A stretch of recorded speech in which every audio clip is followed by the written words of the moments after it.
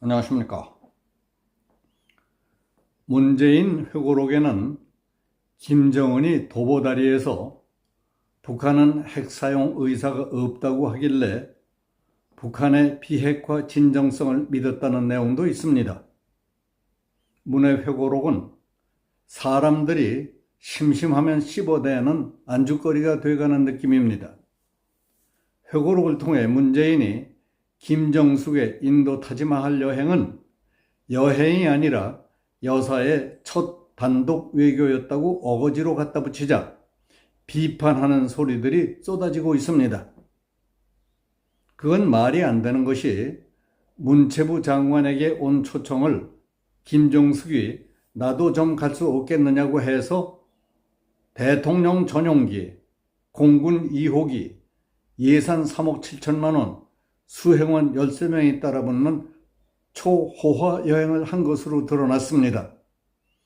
그래서 예비비가 쌈짓돈이냐, 김정숙의 버킷리스트 헬스 관광이 여사의 첫 단독 외교라고 둔갑을 시키다니 말이 되느냐 하며 국정감사에서 난리가 났던 사실을 기억하는 사람들이 가만히 있을 것 같습니까? 그리고 20일 김영호 통일부 장관 회견 때에는 기자들이 북한의 비핵화 진정성을 믿는다고 한 문재인 회고록에 대해 묻자 통일부 장관은 정세를 오판하는 결과를 가져올 수 있다고 비판하는 뜻으로 말했습니다.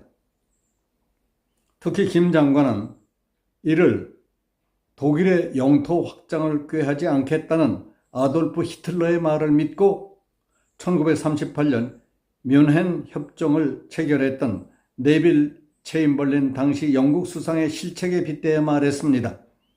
문 전 대통령은 최근 발간된 회고록에서 상응 조치가 있다면 비핵화하겠다는 김정은의 약속은 진심이었다고 생각한다고 했습니다. 그러면서 2018년 4월 판문점 남북정상회담 때 도보다리에서 독대한 김정은이 딸 세대한테까지 핵을 머리에 이고 살게 할 수는 없는 거 아니냐며 핵을 사용할 생각은 전혀 없다고 말했다고 전했습니다. 김 전 장관은 윤석열 정부 출범 2주년에 대한 평가를 부탁받고 남북관계와 국제정치에서 우리가 어떤 사안을 평가할 때 가장 중요한 기준은 의도와 능력이라고 강조했습니다. 더구나 북한은 핵과 미사일을 개발해 우리를 위협할 수 있는 능력을 갖고 있다. 그런데 그 능력을 무시한 채 북한의 의도, 그것도 말로만 하는 소리를 듣고 거기 초점을 맞추어 판단했다면 그 결과에 대한 책임을 누가 어떻게 지겠느냐고 반문했습니다. 김영호 장관의 뜻은 1938년 9월 당시 영국 총리였던 네빌 체인벌린은 히틀러에게 속아서 독일이 체코슬로바키아에 수데텐을 접수하는 대신 추가 침략을 중단하겠다는 내용의 뮌헨 협정에 서명했습니다.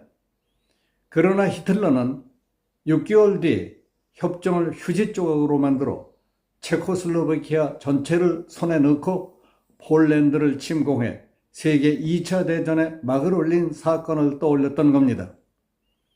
그 일로 체인벌린의 유화책은 무책임과 비겁함 그리고 바보라는 말의 동요처럼 되어버렸습니다. 문재인식의 상황 오판과 정세 오판은 2001년 김대중이 북은 핵을 개발한 적도 없고 개발할 능력도 없다. 만약 북에 핵이 개발된다면 내가 책임지겠다고 큰소리쳤던 일과 2004년 11월 노무현이 LA 연설에서 북의 핵과 미사일 개발은 외부의 위협에서 자신을 지키기 위한 것이라고 한 주장은 일리가 있다고 했던 것과 같은 것이라고 했습니다. 특히 문재인이 회고록에서 상응하는 조치만 있다면 비핵화하겠다고 했다는 김정은의 약속은 진심이었다고 생각하는 부분과 2018년 4월 판문점 남북정상회담 때 도보다리에서 독대한 김정은이 딸 세대한테까지 핵을 머리에 이고 살게 할 수는 없는 거 아니냐며 핵을 사용할 생각은 전혀 없다고 말했다는 부분은 소름 끼치는 대목이었습니다. 저들은 남쪽 상대자를 만나서 비핵화 문제를 거론할 때 나올 수 있는 모든 경우를 놓고 아이디어 회의와 브레인스토밍, 작전 계획을 치밀하게 준비한 뒤 리허설까지 마스터했을 겁니다. 반면 우리는 저들의 그럴듯한 말만 듣고 받아들였다가 판판이 당하고 속아 넘어갔습니다. 북한은 핵과 미사일을 개발해 우리를 위협할 수 있는 능력을 갖고 있을 뿐만 아니라 대화를 위해 시나리오까지 짜서 연습한 자들입니다. 그런데 저들의 속셈과 의도, 능력까지 분석하기는 하는 것이 아니라 말로만 한 소리를 믿고 판단, 결정을 내린다면 그게 이기는 싸움이 되겠습니까? 그래서 판판이 당할 뿐만 아니라 제 할 일도 똑바로 못하며 오지랖 넓게 남의 일에 끼어들고 한다느니 삶은 소대가리가 앙천대소하겠다. 머저리 중에 특급 머저리다 하는 소리를 듣고도 아직도 김정은의 말을 믿는다는 시기니 한심하지 않습니까? 박정희 전 대통령은 중요한 남북대화나 남북접촉이 끝나고 나면 반드시 정밀 보고를 받고 복귀시키며 허점을 지적해내 보완시켰던 것으로 알고 있습니다. 대화가 중단되고 몇 년이 지났는데도 아직도 김정은의 말을 믿고 있다는 얘기를 들으니 반성도 복귀도 없는 잡기장과 뭐가 다르냐고 묻고 싶습니다. 아마추어 야구를 하더라도 투수가 감독과 사인을 주고받으며 타자, 주자, 게임의 흐름을 봐가면서 공을 던지는 겁니다. 그런데 우리는 북의 눈치와 요구대로 해왔으니 안보 국방을 위해 뭐 하나 제대로 해놓은 게 있겠습니까?